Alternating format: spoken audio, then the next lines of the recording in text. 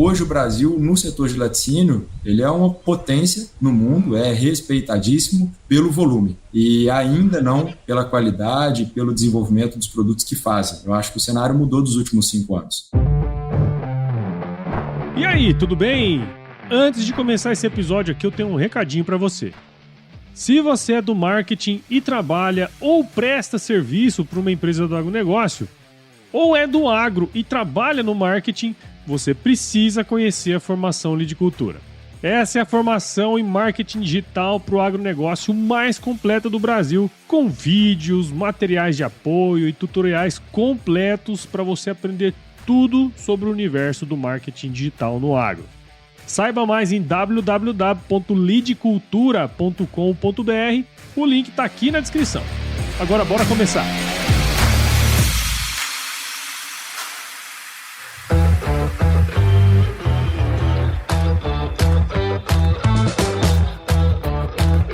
E aí, pessoa? Tudo beleza? Estamos começando mais um episódio aqui do AgroResenha e nessa semana eu tô aqui com o Leonardo Secadio, que é criador do perfil The Dark Side of the Cheese. Esse nome é ótimo lá no Instagram, esse nome é ótimo, viu, Leonardo? Provavelmente você deve ser roqueiro também, então... Opa! Né? Ó, Leonardo é formado em Tecnologia em Laticínios pelo Instituto de Laticínios Cândido Tostes e possui graduação em Ciências Econômicas pela Universidade de Franca. Leonardo, muito obrigado por estar aqui com a gente, cara, e seja super bem-vindo ao AgroResenha Podcast. Ô, Paulo, um prazer é imenso da minha parte e fico muito satisfeito pelo convite, antes de tudo, e muito agradecido a todo mundo que vai escutar, enfim, que perde um pouco do tempo aí pra escutar um pouco da nossa história. Perde não, ganha tempo, cara, ganha tempo. Então, pronto. Muito bom, e pra você que tá aí ouvindo, ganhando tempo, já sabe, aqui no AgroResenha Porteira não tem tramela pra quem busca se informar sobre assuntos ligados ao agronegócio, então não sai daí, porque esse bate-papo aqui tá muito legal. Firma o golpe que nós já estamos de volta.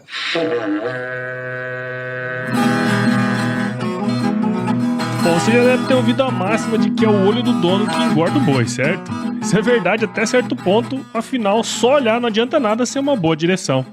Com base em valores como honestidade, qualidade, inovação nos produtos e excelência no atendimento, a Nutripura, que há quase 20 anos atua no segmento pecuário, te dá essa direção, oferecendo os melhores produtos e serviços aos pecuaristas, garantindo resultados positivos não só no campo, mas principalmente no bolso.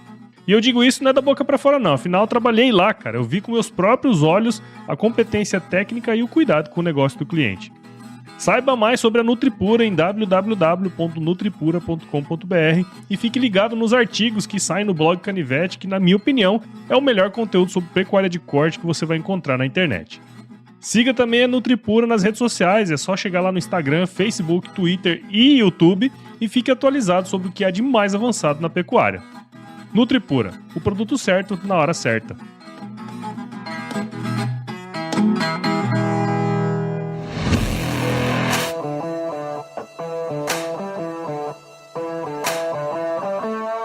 Muito bem, estamos aqui de volta com o Leonardo. E, Leonardo, pra gente começar essa resenha aqui, cara, conta um pouquinho da sua história aí pra gente, meu. Vamos lá, resumidamente, Paulo, eu vou tentar falar de duas paixões que eu tenho e que está muito ligado ao The Dark Side of the Cheese. Eu sou, logicamente, um apaixonado por rock e por queijo. E a junção do nome veio muito a calhar desse encontro aí. Eu sou mineiro, não por acaso, entrei na área de laticínio, né, e me embrenhei aí para essa parte de queijos.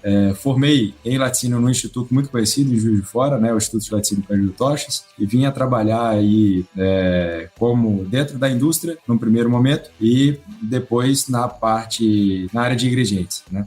Sou pai do Theo e da Maria Clara, moro hoje em Campinas, São Paulo, né, e estou sempre na estrada aí, percorrendo caminhos tortuosos e muitas vezes desconhecidos aí, atrás de queijos e de queijarias e de pessoas, logicamente, né? Por trás de todo o trabalho existe muita dedicação e existe o encontro sempre de pessoas que têm um interesse comum, como o nosso, né? É isso aí, cara. E é interessante esse ponto aí, né? Porque você agora, nesse momento, está viajando, né? A gente estava aqui organizando para gravar e você está no meio do Paraná aí, né? No oeste do Paraná, né, cara? E é legal esse lance que você falou, né? Porque assim, você trabalha há muitos anos já, né?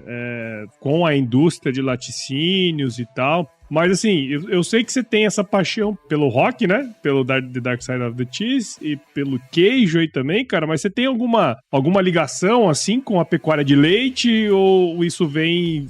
Como que você decidiu, na verdade, fazer tecnologia em laticínios? Ah, perfeito. Na verdade, assim, essas histórias acabam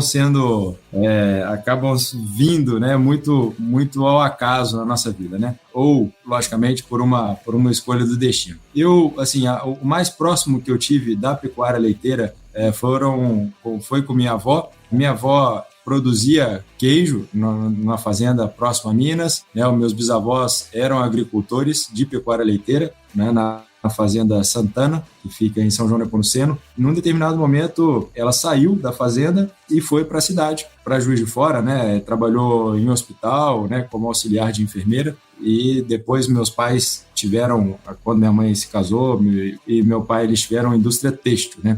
Na indústria têxtil de contato, tive empresa durante 4 anos com meus pais e, cara, aquilo não era para mim. Assim, eu não curtia, não era o que eu queria, né? Não era o meu objetivo naquele momento. E eu procurando o que fazer, né? Já um pouco com a idade já mais velha, né? E o tempo ali batendo na porta de casa, você procurando aí uma saída, um caminho, né? Procurando alguma coisa que você se apaixonasse, assim.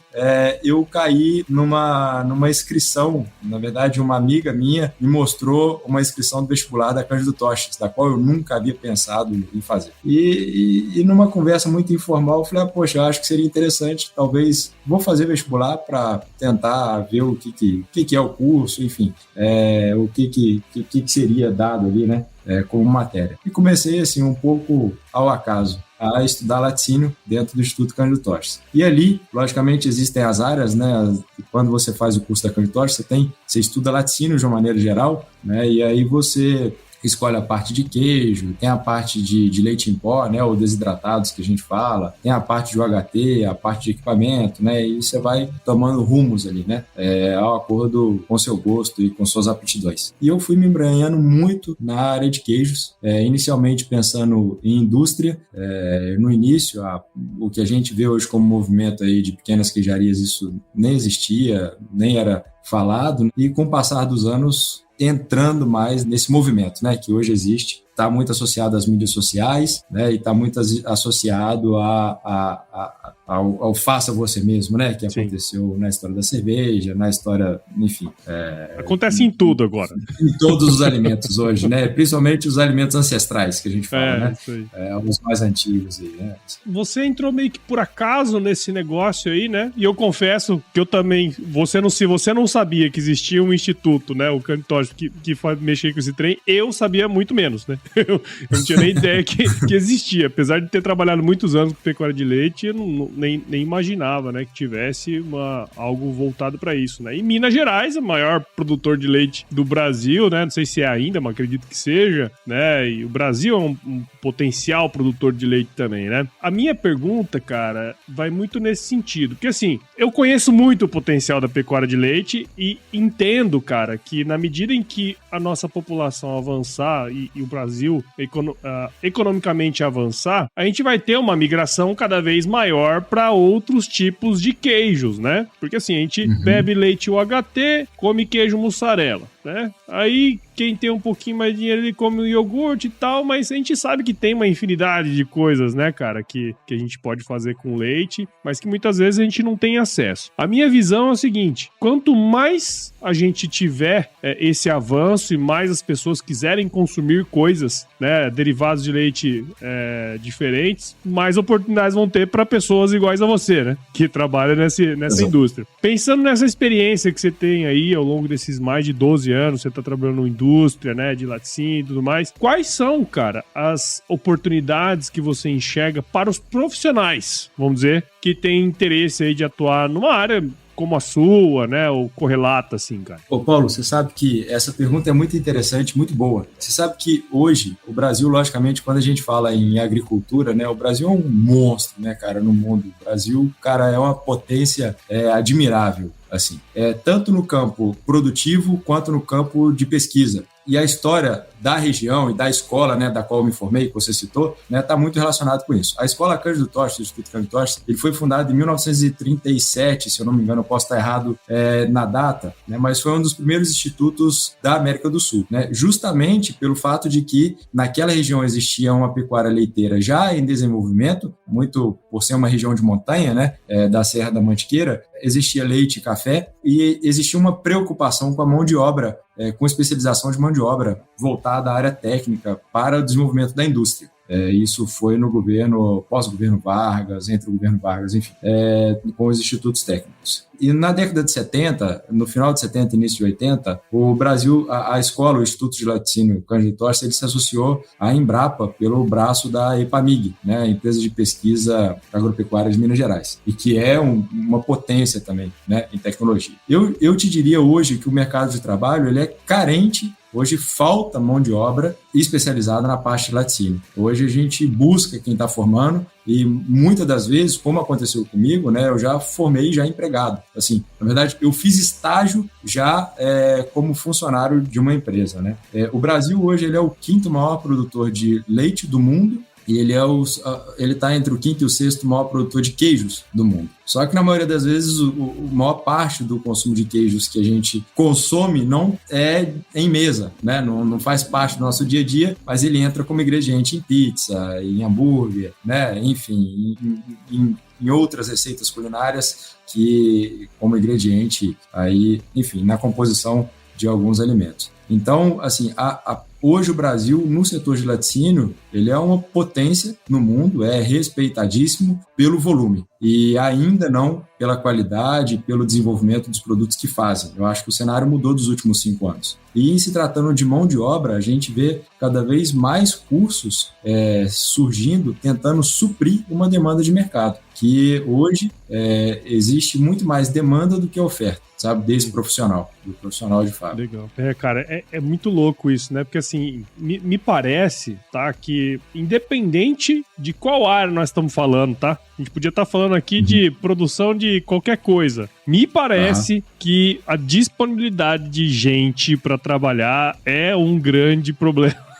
geral, assim, né, cara? E numa área tão específica, né, como é laticínios, obviamente que você precisa ter alguns conhecimentos mais específicos, né? Tem que ter uma certa vivência também, porque, afinal, cada queijaria, imagino que seja um universo particular, né? Cada indústria e tal, né, cara? Mas, pensando nisso, até pra galera saber também o que você faz, né? Você comentou aí que você corre o Brasil todo, né? Você, inclusive, agora, nesse momento, tá em Foz, né? Você é de Campinas, mas tá em Foz do Iguaçu e tal. Conta pra gente um pouquinho como que é o seu trabalho, cara, o que você desenvolve aí junto com as empresas, até pra gente ter uma noção, né, do que você faz aí nessa área. Quando eu me formei, eu trabalhei num laticínio, né, numa empresa de laticínio grande, na época processava 250 mil litros dia em produção de queijo, e fiquei algum tempo como gerente de fábrica e depois fui para a parte de ingredientes, né? Eu, mesmo durante o curso, eu me apaixonei muito pela parte de fermentação. Tanto quanto queijo, eu adoro estudar fermentação em alimentos. Assim, é o que faz do leite virar queijo, é o que faz da uva virar vinho, o que faz do malte virar cerveja, né? No meio do trigo virar pão. No meio disso existe um processo de fermentação que é um mundo à parte e uma ciência muito interessante no meu ponto de vista. Então, eu fui voltando para a área de fermentação, né, para a indústria que a gente chama de indústria de biotecnologia. Hoje, eu trabalho na Sacco. A Sacco Brasil é uma empresa de origem italiana, que nasceu lá em 1872, e ela trabalha com bactéria. A gente vende bactéria, assim, para quem quer produzir queijo. Então, por exemplo, se você quer produzir uma mussarela, a gente vende uma bactéria que chama Streptococcus thermophilus, a gente vende ela liofilizada, né, e aí tem todas as necessidades, temperatura, o pH, como que ela vai performar durante a fermentação, como que vai ser a proteólise dela, né, assim, se ela vai estabilizar o produto, se ela vai deixar o produto mais macio. Se você quer fazer um gorgonzola, por exemplo, a gente vende um penicillium roquefort, né? A gente trabalha com o Penicillium roquefort. O laboratório na Itália seleciona, faz uma seleção genética de vários penicílios encontrados na natureza e a gente entende qual que seria o melhor perfil para um queijo que seria produzido aqui, entende? Então, hoje eu viajo parte das queijarias trabalhando com bactéria, tentando entender qual que é a bactéria que eu vou utilizar em um queijo para ter uma simbiose com a microbiota da fermentação e transformação daquele produto. Legal, cara. Ó, e eu falo pra você, bicho, eu gosto de queijo, cara. E tudo isso que você falou são coisas que eu também gosto, sabe? Eu gosto de fazer, eu gosto, né? Eu fiz muito tempo cerveja em casa, né? É um negócio interessante, né? Você vê o bagulho se transformando. Pão, né? Pão, assim, é um negócio que é legal, né? Eu, particularmente, gosto muito. E trabalhar com isso deve ser legal também pra você. Eu não sei se... Sei lá, eu acho que eu gostaria, talvez, de trabalhar numa área como essa. Ah, cara, eu acho legal, né, Paulo? Porque eu penso na história, como você foi evoluindo, né, cara? Assim, você sabe que, assim, os primeiros estudos na parte de fermentação se deram nos monastérios, né? Uhum. E aí, principalmente na Idade Média, né, como você não tinha uma elucidação muito grande, assim, sobre o que era a fermentação, estava muito envolvido com a religião, né? Uhum. Assim, de você, em Minas, era muito assim, cada forma que era feita de madeira para queijo, ela tinha que ser benzida, porque senão o queijo não virava queijo, não ia dar certo e tal. Então, assim, e eu falo que a fermentação, ela, se a gente for estudar a história desses alimentos, né, do vinho, do pão, da cerveja, ela foi a salvação de muitos povos, né, mediante a sazonalidade de safras, né? Então, a maneira que se tinha de conservar uma matéria-prima, né, era com o conhecimento da fermentação. E de maneira tal que, durante a história, esse conhecimento de fermentação, ele estava na mão de pessoas que eram respeitadíssimas, né? Uhum. Assim, tanto nos monastérios, quanto aí, enfim, nas ciências, né? E aí, quando começou esses estudos, né? Isso começou há muito tempo com Hooke, depois com Louis Pasteur, né? Enfim, tem uma galera aí que começou a entranhar e entender esse assunto. Isso foi criando um avanço gigantesco, assim, de tal maneira que ainda hoje é possível a gente ter uma bacia leiteira como a gente tem, numa produção imensa de leite e conseguir ter o escoamento dela, tirando do campo e levando para a cidade pelo processo de fermentação, pelo Sim. que a gente está falando, né? Pegar um leite que é perecível em 3, 4 dias, fazer uma transformação dele em queijo e fazer com que ele dure 2 anos, 3 anos, Sim. se você quiser, né? Num parmesão, por exemplo. E tem aquela história também, né? Que antigamente, beber água não era um negócio muito saudável, né? Porque a água era muito suja, né? Então dava muito problema e tal. E o pessoal bebia cerveja, né, cara? Bebia cerveja, porque, assim, de alguma maneira, aquele negócio lá matava menos que água. Porque, na verdade, assim, a bactéria, ela acaba sendo muito sensível, né? A várias condições adversas ao meio. Então, se você tem alguma água imprópria, impura, se ela não fermenta, alguma coisa de errado tem ali. Então, assim, se ela fermentou e virou cerveja, bom, a bactéria sobreviveu, provavelmente, assim, tô resumindo, né? Mas provavelmente isso vai ser bom, assim, né? Senão não viraria cerveja, não teria o sabor de cerveja.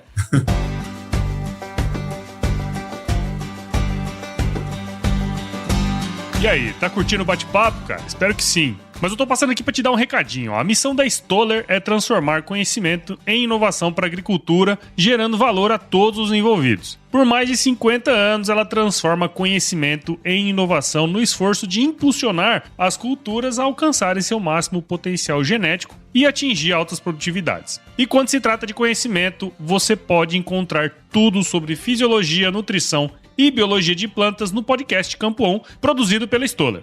Lá, um time de especialistas aborda assuntos relacionados às principais culturas agrícolas e, como você já sabe, você pode escutar quando, onde e como quiser. Aprimora o seu conhecimento no site da Stoller, o www.stoller.com.br. Lá você vai encontrar vários artigos técnicos e o link para assinar o podcast Campo On no Spotify. Lembre-se de seguir a Stoller no LinkedIn, Instagram, Facebook e YouTube. É só procurar por Stoller Brasil. Isso é inovação, isso é Stoller.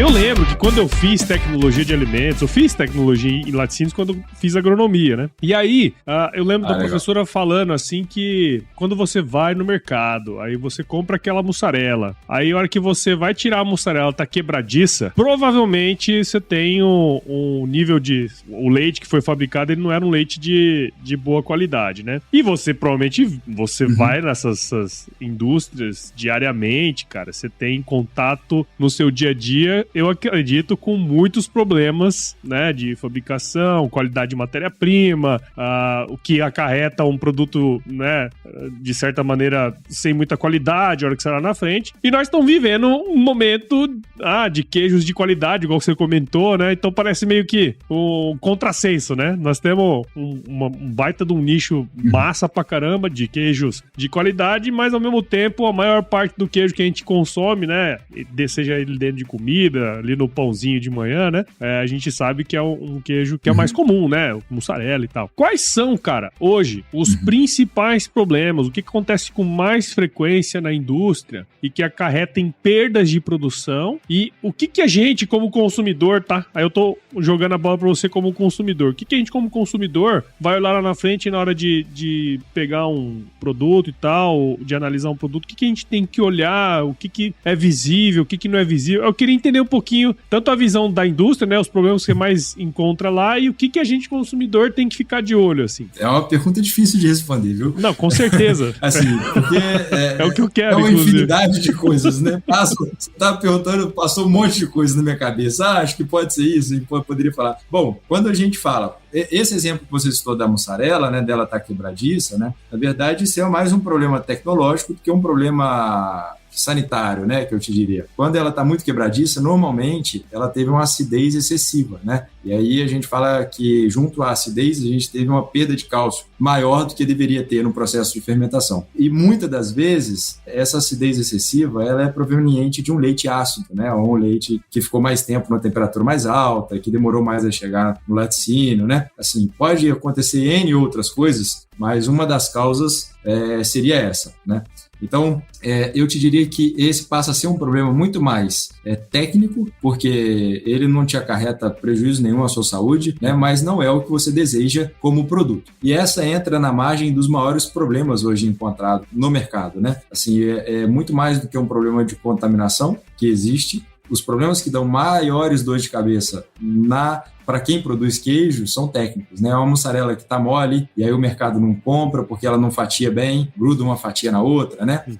Uma mussarela que está quebradiça, um parmesão que não está na textura granular que ele tem que ter, às vezes um requeijão que em vez de tá dando fio, né, e tá numa textura brilhosa, ele tá muito cremificado, né? Então, assim, esses são todos problemas técnicos, né, que dão uma série de dor de cabeça, principalmente para quem compra para revender com alto índice de rejeição, né, em cima dos consumidores.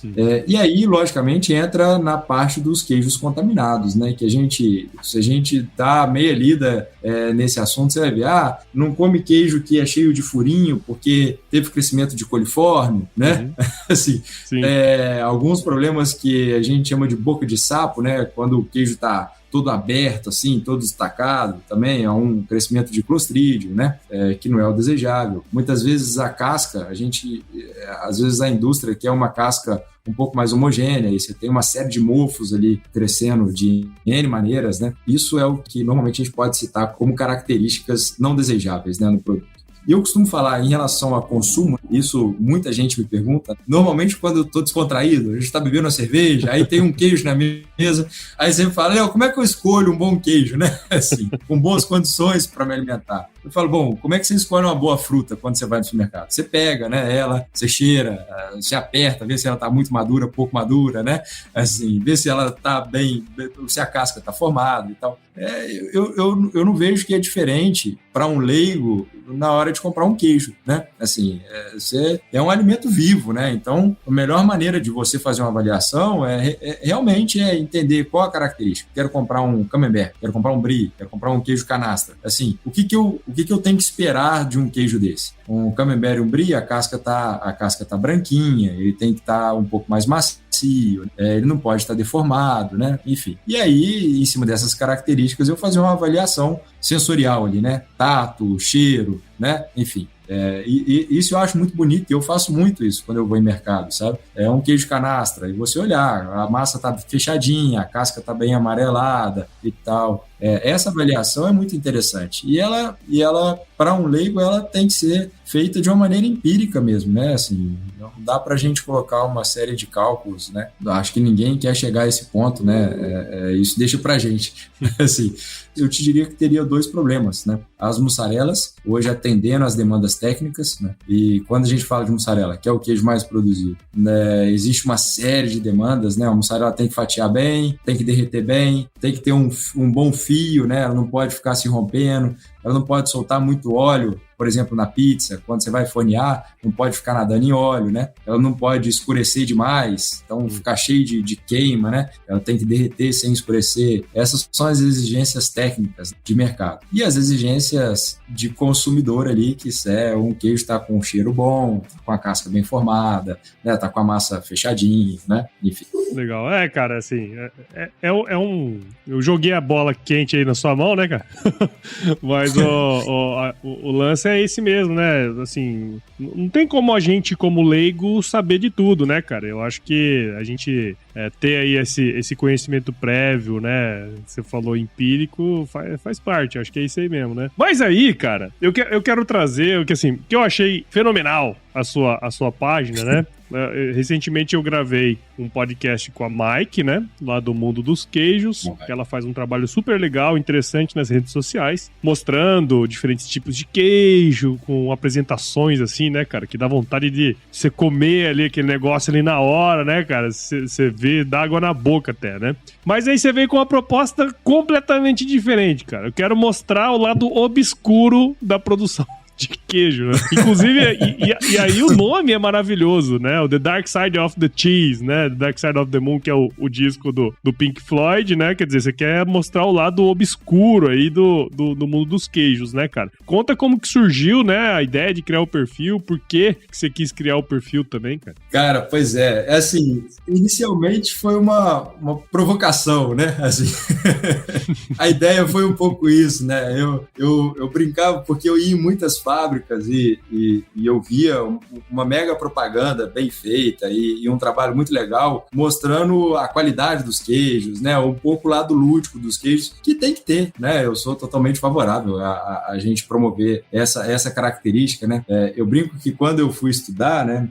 E eu jurava que eu ia trabalhar na Suíça, né? Com aquelas vaquinhas, aquele sino balançando, né?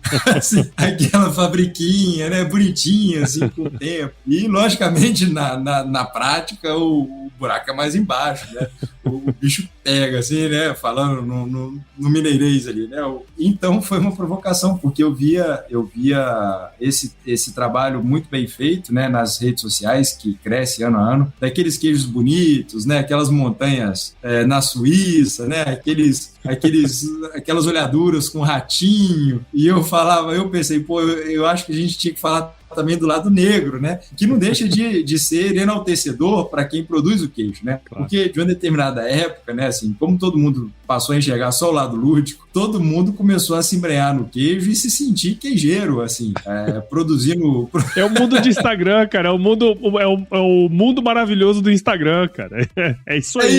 É isso aí. Tem o Alice no País das Maravilhas, né? E a Alice no País do Instagram. É isso aí. É coisa linda, coisa maravilhosa. Você não pode dar um peido no Instagram, né? Porque, nossa, meu Deus, você tem que ser lindo, maravilhoso. Não pode. Não existe nada feio, né? É uma realidade plástica ali, né? E de tal maneira que todo mundo que começou a se sentir queijeiro, né? Isso aconteceu com a cerveja, né? Você não podia falar mal, né? Assim, você não pode falar, seu queijo tá ruim, ele tá com um defeito técnico, ele não tá legal. Assim, aí o cara fazia com leite cru, às vezes ele fala assim, mas foi feito com leite cru, então, tipo, você não pode contestar nada, ele tem que ser bom, né? Assim, e eu não posso, e o defeito às vezes causava uma frustração. Eu falei, cara, eu queria de certa maneira dar uma provocada, logicamente sendo útil, né? Não sendo provocando de maneira de maneira besta, né? Mas eu falei assim, eu queria mostrar e promover que por trás de um bom queijo existe muito desafio, existe muito problema,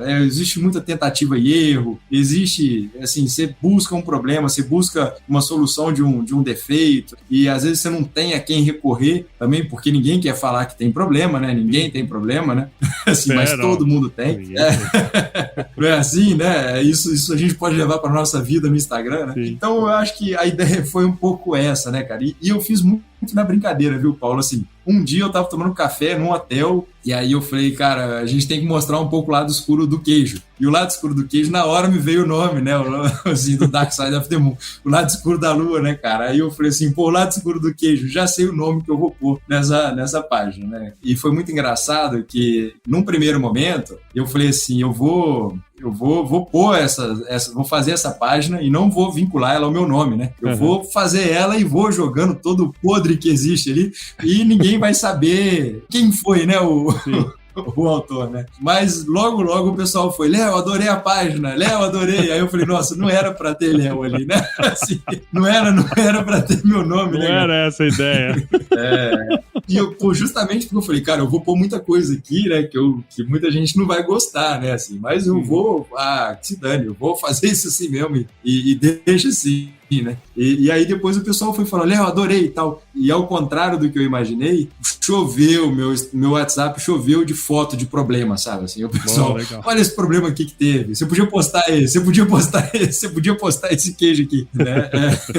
É até melhor, né, cara? Porque daí você corre menos risco, né? Esse aqui não fui eu que tirei essa foto aqui. Né? Pois é, cara. E aí eu falo que hoje eu tenho uma lista de espera de publicação, né? Porque o pessoal vai assim, pô, posta essa aí, isso aconteceu comigo outro dia. E aí eu falo assim, não, mas me fala um pouco mais, como é que foi e tal. Aí troco uma ideia e tento sintetizar ali uma informação muito rápida, né? Que foi o primeiro momento, né? Eu vou pôr uma informação rápida da solução e ponto. Assim, uma coisa bem leve, né? Tentando dar uma utilidade, lógico, para a página, né? Que num primeiro momento nem era tanto a intenção, né? Acabou virando ali, né? Tem uma coisa que eu vejo, sabe? E a gente estuda até bastante isso, né? É que tem alguns pontos que quando você se identifica, né? Tipo, com um erro como esse, né? Como esses que acontecem. Quando o cara olha ali, o cara se identifica, porque, porra, ele já passou por aquilo ali, tá ligado? Então, cara, no fim das contas, às vezes é muito mais próximo da realidade daquele indivíduo você mostrar essas cagadas que dá num processo de produção, cara, né? Porque às vezes você põe um negócio muito bonito, né? Um negócio assim, né?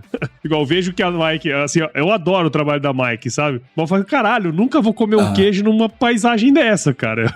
Tipo assim, pra mim é um negócio meio de cinema, assim, tá ligado? Mas quando você coloca um negócio como aquele, tipo, você se identifica, porque você já viu aquilo ali acontecer, né? Especialmente quem já fez queijo, quem trabalha no segmento, né? Então isso é legal, cara, porque de certa maneira eu não digo que humaniza, mas eu digo que você conecta, sabe? Isso é bom pra uma página. Tem muito disso, né? E isso foi um pouco ocasional, né? Assim, que foi esse confronto, né? Assim, inicialmente foi um confronto, mas que gera muito mais identidade, né? Claro. Porque o cara, de certa maneira, ele se sente aliviado, né? Pô, cara, não sou só eu que faço essa merda.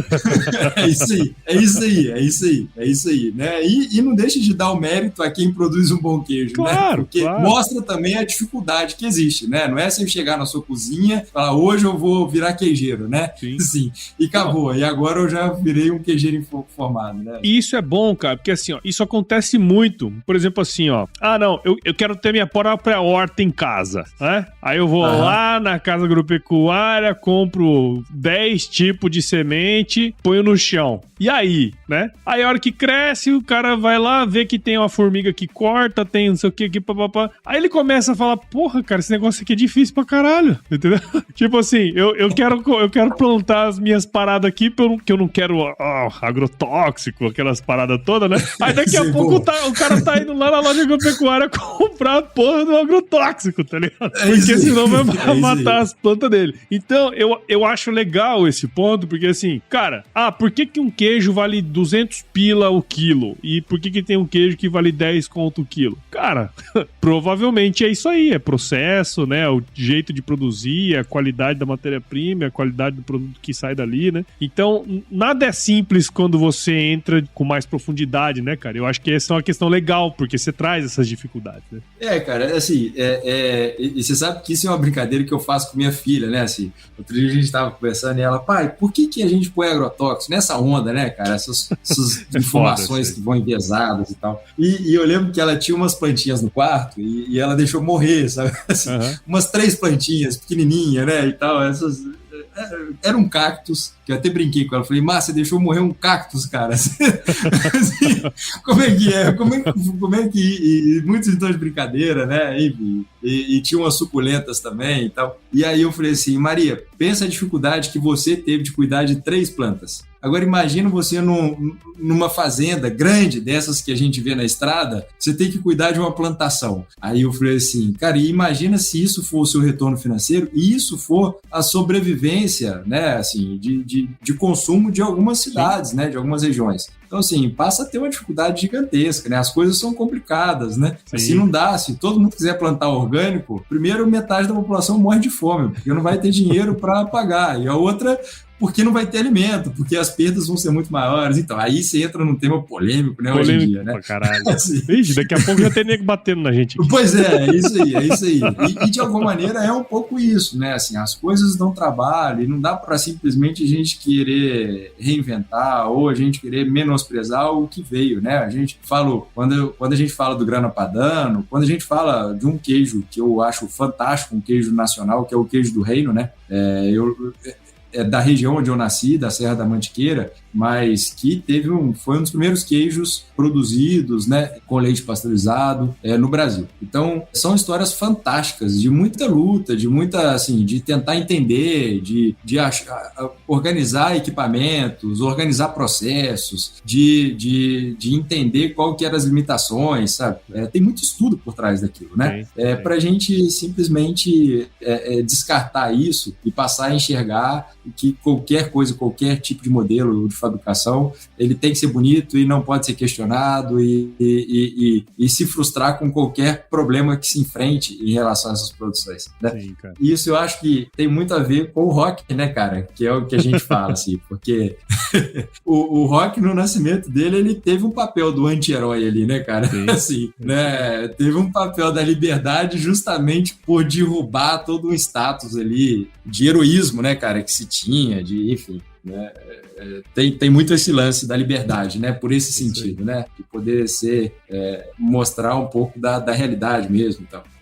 Legal, cara. Muito bom, hein, Leonardo? Gostei demais, cara, da nossa resenha aqui. Eu acho que deu pra mostrar bastante as oportunidades, né, cara, que seu setor dá pras pessoas, né, pra quem quiser se enveredar nessa área sua, né, e sem dúvidas, cara, acho que mostrar as coisas que dão errado também são bons. Agora o mundo das startups é tudo assim, né? Não, vamos mostrar o que deu erro, você tem que exaltar a falha, né? Porque assim se aprende e tal. Então, acho que é isso, cara. Obrigado por você ter participado aqui do AgroResenha com a gente. Espero que quem esteja lá do outro lado tenha entendido um pouco mais também aí sobre o seu trabalho, né? E quem sabe aparecem outros The Dark Sides aí, né, cara? Das produções aí. Pois é, cara. Tá precisando, né, cara? Tá precisando, né? Parabéns pelo seu trabalho, cara. Mais parabéns gente aí, né? Pô, eu agradeço demais, Paulo, assim, fico agradecido mesmo, assim, porra, principalmente, eu tenho certeza que muito do que você fala e muito do que as pessoas acabaram falando dele fez mudar o meu jeito de enxergar algumas situações.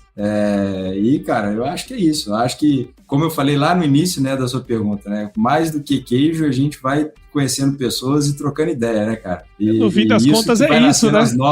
No fim das contas é isso aí, cara. É isso aí, cara. É isso aí. É isso que vai fortalecer, né? É isso que vai nascendo novas ideias, novas perspectivas do negócio, né? Eu acho que se a gente puder e se a gente tiver a capacidade de enaltecer o nosso agronegócio e o que a gente produz aqui, cara, porra, a gente já está fazendo a gente está fazendo um grande benefício, né? Assim, porra, a nossa gente, a nossa economia, sabe? Né? É isso aí, legal. Muito todo bom. setor agro precisa muito disso, dessa força, desse punch aí, cara. É isso aí. E, cara, conta aí pra gente como que quem tá escutando a gente aqui agora pode acompanhar seu trabalho, cara. Eu tenho o meu Instagram pessoal, leonardo.secadio. Tem o The Dark Side of the Moon, por favor, sigam lá The Dark Side of the Cheese, porra. Pois é. Você falou The Dark Side of the Moon? Não, The Dark Side of the Cheese. Eu falei Dark Side of the Moon? Dark Side of the Cheese. Pois é, cara. Dark Side of the Cheese. E tá lá no Instagram. Bom, e aí nas redes sociais a gente vai ver, vai ter uma série de atualidades aí, né? Essa semana eu tô em Foz, amanhã eu participo de um curso que a gente vai fazer aqui em Medianeira, né, no Paraná, né? Enfim, tá sempre pintando aí alguma coisa de curso, né, algumas feiras, né, enfim, eu sempre tento colocar ali e sempre tento ir levantando o setor de certa maneira, né? Pô, tem uma amizade gigantesca com a Mai, que adoro ela, cara, assim, a gente conversa demais, embora nas redes sociais a gente é antítese, né, um do outro, né? Mas é uma pessoa que eu tenho imenso carinho, cara, enfim, acho que o contato é esse. Na minha rede social, o leonardo.secadio e o Dark Side of the Cheese. E por e-mail, leonardo.secadio@gmail.com. É isso aí. É isso aí, cara. Agora vamos pro nosso glorioso quiz aqui, hein? Não vai escapar dessa não, hein, cara? Vamos nessa? Opa. Vambora. Vai me pegar de surpresa, muitas coisas, mas vamos lá.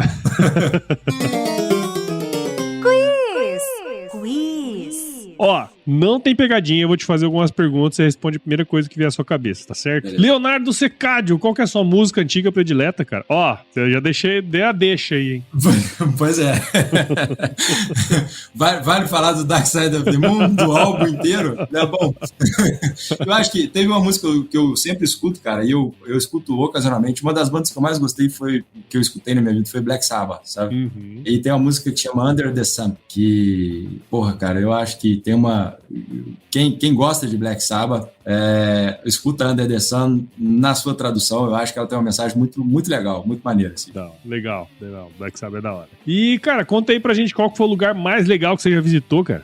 O lugar mais legal que eu já visitei, cara. Deixa eu ver, cara. Porra, teve um lugar que eu fui são vários, né? É difícil falar assim, mas acho que o primeiro que me veio à mente foi um lugar na Itália que chama Vale d'Aosta. No norte da Itália, bem divisa com a França, né?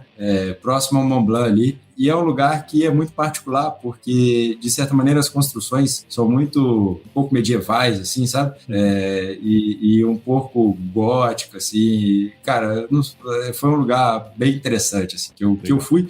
E, logicamente, quando eu falo de fora, né? Porque é muito diferente da nossa cultura, né? Isso Sim. acaba chamando mais a nossa atenção. Mas aqui tem lugares fantásticos. Como eu falei, é a primeira coisa que vier à sua cabeça. Pronto. Serra do Ibitipoca, próximo a Juiz de Fora, é outro lugar fantástico. Vale a pena. Legal. E conta pra gente aí qual que é a sua especialidade na cozinha, cara. Minha especialidade na cozinha? Macarrão, cara. Macarrão tá bom. De molho ao sugo. Aí. É o que eu mais gosto e que eu acho que eu mais sei fazer. Não sou grande chefe de cozinha, não. É o típico macarrão com massa e tomate, né? Não é assim? É isso aí. É esse mesmo aí, mesmo. É isso mesmo. Cara, e é o que eu mais gosto, tá?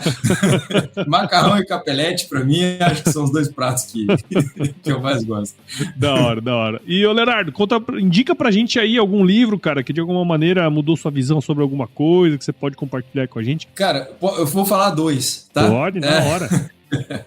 Você sabe que eu tenho uma amizade muito grande com o Múcio, né, cara? Um cara muito conhecido na parte de queijo, né? E o Múcio, ele me chama particularmente de Kerouac, né? Porque na época que eu estudava, eu andava com um livro do Jack Kerouac, On the Road, sabe? Que é um livro histórico aí, né? Assim, e eu acho que todo mundo deveria ler, porque ele faz parte de todo um movimento. Então, On the Road, do Jack Kerouac, acho que foi um livro que para mim foi bem interessante. Foi um divisor de águas. E um dos primeiros livros que eu li na minha vida foi Memórias Póstumas de Brás Cubas. Porra, que acho que eu devia ter lá meus 12, 13 anos, pela primeira vez eu pensei no final da minha vida, no que eu teria feito pra trás, você entende? Você com 13 anos, você não pensa nisso, você não pensa cara? Em porra nenhuma. Quando eu vi um defunto contando a sua história, né? Eu acho que me marcou, porque foi a primeira vez que eu pensei assim, cara, uma hora eu vou ter que contar de tudo que já passou. E, cara, a minha hora vai chegar, né? A minha hora vai chegar, exatamente, foi isso. Então, assim, foi um livro que marcou muito por conta disso. Legal, cara. E conta pra gente aí, ó, essa é mais filosófica, tá? Se você se encontrasse com o seu eu de 17 anos hoje, cara, qual que seria o melhor conselho que você se daria? Nossa, cara. Essa é filosófica. Isso é forte, né, cara? Isso é pesado, né? Nossa, meu eu de 17 anos... Cara, eu acho que vai fundo. Só vai, né, irmão? Vai fundo, cara. Assim, eu acho que você ali você tem muitas inseguranças, né, cara? E eu acho que seria isso, cara. Assim, porque nessa época você tem muitas ideias, né? E existe muita insegurança também, né? Do que você vai fazer, do que você vai assumir. Às vezes o que você quer muito, você fica, pô, mas será que é isso e tal? E é lógico que tem uma análise que te faz crescer muito, né? Mas eu te diria que eu falaria isso pra mim, naquele momento. Show. Muito bom, hein, cara? Valeu aí de novo. E pra você que ouviu esse podcast até agora, tenho certeza que você viu valor aqui em tudo que eu conversei com o Leonardo, cara. Então considere compartilhar esse episódio com alguém aí, ó. Porque o podcast ele cresce na medida em que você participa junto com a gente desse processo. Então assine o podcast nos principais agregadores aí, no Apple Podcast, Google Podcast, Spotify, Castbox, qualquer um desses aí. Siga a gente também nas nossas redes sociais, só buscar lá @agroresenha, tudo junto no Instagram, Facebook, LinkedIn, Twitter. Entre no nosso grupo do WhatsApp, nosso canal do Telegram, o link tá lá no nosso site, o www.agroresenha.com.br. E escreva pra gente para contato@agroresenha.com.br se você quiser mandar um oi, mandar indicação de entrevistado, sei lá, a gente adora receber ois também. E nós fazemos parte da rede Agrocast, a mais bonita e fofa rede de podcasts do agro. Então se você quiser ouvir outros podcasts do agro, só colar em redeagrocast.com.br. Leonardo, de novo, cara, obrigado de novo aí por você ter participado com a gente. Tenho certeza que foi um baita conhecimento aí que você passou pra gente, cara. Então, valeu, viu? Eu que agradeço, Paulo. Porra, um papo muito bom. Eu ficaria aqui por horas aí, tranquilamente, cara, sossegado. É isso aí. Então, obrigado mesmo pelo convite, obrigado pelo reconhecimento. Bom demais. E eu sempre me despeço aqui dos meus convidados com uma frase de muita sabedoria, que é o seguinte, cara, leva pra você essa aí. Se chover, não precisa molhar a horta, não, tá bom? Opa! Vambora. Vou levar pra Maria. Fala pra ela.